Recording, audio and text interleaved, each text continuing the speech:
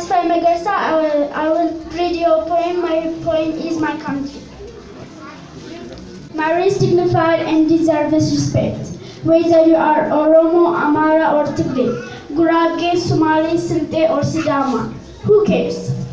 My love of my country never fades. Forever stays in my heart, never diminishes.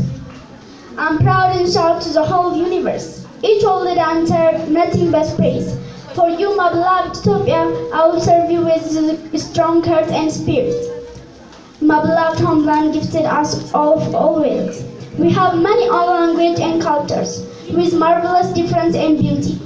That is an amazing unity and identity. That yours must foster and respect. Never deny or be ashamed to anyone. Ethiopia, my country. You are unique in so many ways. I will protect you against the enemies. My generation will lift you up to the level you deserve.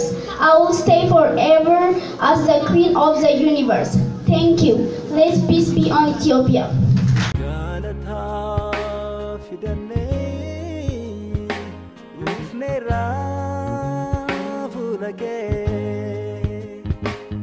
Galata